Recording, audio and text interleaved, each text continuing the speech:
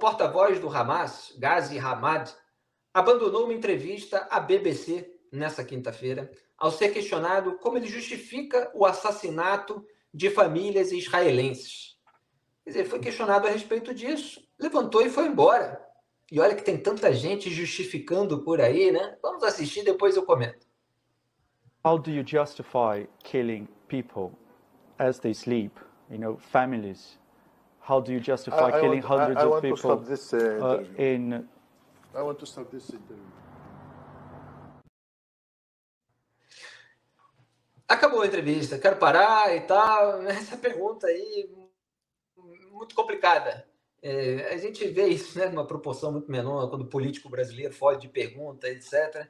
Agora, pareceu incômodo para o líder do Hamas ter que explicar massacre de pessoas inocentes, são civis, incluindo mulheres, idosos, crianças, gente metralhada em banheiro químico, no seu kibutz, de roupa íntima, menina autista, outra menina que tinha paralisia cerebral, né, uma delas que foi morta na frente da avó de 80 anos, o terrorista ligando para o papai e para a mamãe para dizer: pai, matei 10 judeus, mamãe, seu filho é um herói.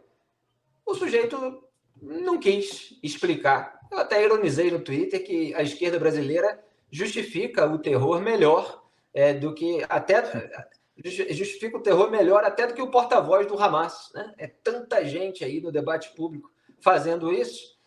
Greve, começo por você essa rodada. O que você achou dessa fuga? Felipe, ela é aquela não resposta que diz mais do que qualquer resposta que ele pudesse dar, né?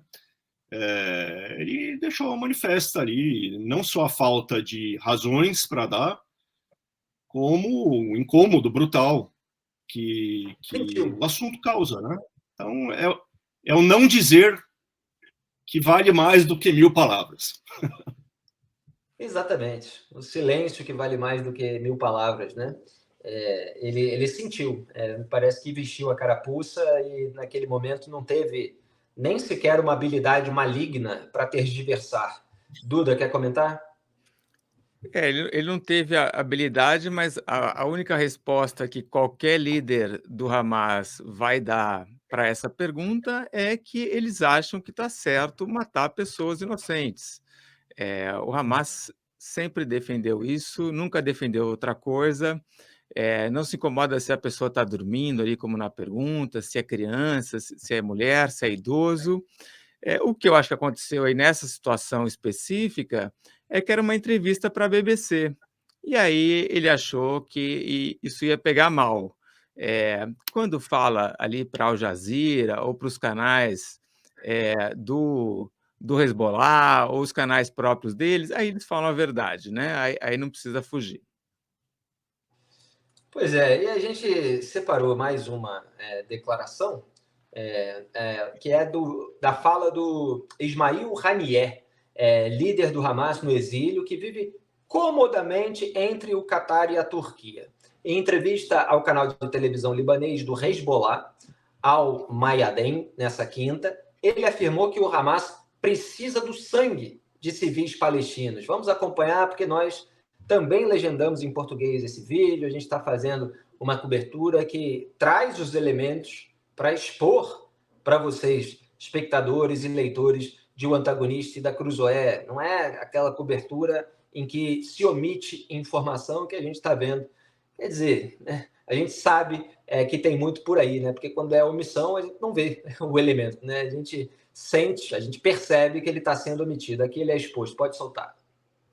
أدعو الجميع، كل أحرار العالم، كل الدول الصديقة الشقيقة الحليفة إلى ممارسة كل الضغط المطلوب في كل المحافل وبكل الاتجاهات لوقف العدوان على غزة، لوقف هذه الحرب ضد أطفالنا ونسائنا وشيوخنا، مساجدنا، جامعاتنا، بيوتنا، ليتوقف هذا العدوان الغاشم، لتتوقف هذه المحرقة، الهولوكوست الجديد.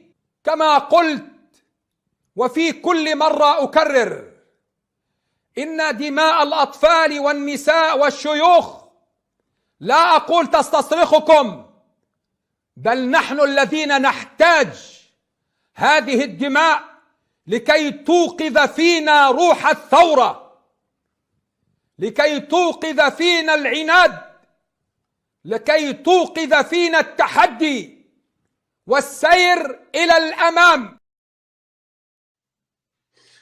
Muito bem, eu estava pensando aqui que tem muita gente cada vez mais escutando o Papo Antagonista por podcast nas plataformas como Spotify. Lembrando a todos vocês que assistem pelo YouTube, que também está lá. Às vezes é uma ferramenta melhor na hora do trânsito, on demand, né, para vocês assistirem a qualquer hora, quem não acompanha ao vivo, ouvirem, na verdade. E aí, enfim, as pessoas que não entendem as línguas que estão sendo faladas nesse vídeo acabam perdendo a legenda em português que é colocada aqui só para quem assiste. Então, eu vou reproduzir aqui o trecho final que eu considero mais importante para a nossa análise.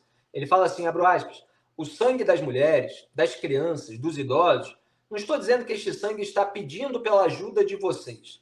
Somos nós que precisamos desse sangue para que ele desperte o espírito revolucionário entre nós, para que ele desperte a determinação, para que ele desperte o espírito de desafio e nos empurre a seguir em frente.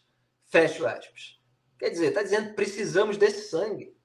E de qual sangue ele está falando? Do sangue das mulheres, das crianças, dos idosos. É isso que o líder do Hamas está dizendo. Eles curtem escudos humanos. Eles curtem essa guerra de propaganda. Eles lançam mísseis, lançam foguetes de perto de hospitais, de escolas, até de prédio da ONU, de jardim de infância, de mesquita, de igreja. E depois, se há uma reação localizada ali contra os terroristas, eles inflam números, né? Às vezes inventam, às vezes nem sequer, muitas vezes, nem sequer há qualquer tipo de civil atingido. E aí eles falam no sangue dessas vítimas, para tentar turbinar o ódio contra os judeus, o ódio contra os israelenses e o apoio relativo a eles. Então, assim, ele, de uma maneira que eu não digo nem mais ou menos velada, porque ele acaba realmente escancarando, né, numa espécie de sincericídio, como quem está falando para os colegas, para os companheiros. A gente vê político brasileiro, populista, na hora que está falando ali para o blogueiro amigo e tal, ele acaba cometendo alguns atos de sincericídio, né, que depois vazam e acabam pegando mal. Esse é o Hamas, com essa turma aí que se quer fazer acordo. Tinha leitor nosso ironizando na postagem do antagonista no ex-Twitter, o X, agora a rede social, falando assim, tirei o som, acompanhei só as legendas e pareceu um discurso do Lula. Duda Teixeira. Bom, aí se pareceu do Lula, precisa analisar melhor. Mas falando um pouquinho do Ismail Haniyeh, né, o Haniyeh, bom, assim que acontece o atentado, ele sai dizendo os palestinos não vão sair da faixa de Gaza, não é para sair, é para ficar aí, né? Então, de fato, ele não se incomoda nem um pouco, na verdade, ele está querendo que tenha mortes de civis palestinos, como ele deixa claro aí nessa entrevista. Mas quem que é esse sujeito? O Ismail Haniyeh vive no Catar, uma vida boa, com seus 13 filhos, é um dos países de maior renda per capita do mundo, dizem aí que ele tem bilhões, eu não sei se tem bilhões, mas é um milionário seguramente, está sempre passeando, às vezes vai para a Turquia, fica em Ankara, aliás, quando acontece o atentado, ele está na Turquia, às vezes está em Teherã, então é essa cabeça, né, do Hamas no exílio. Obviamente, ele defende essas coisas aí de morte de civis palestinos, ele não está falando dele nem da família dele, que estão vivendo uma vida muito boa lá no Catar.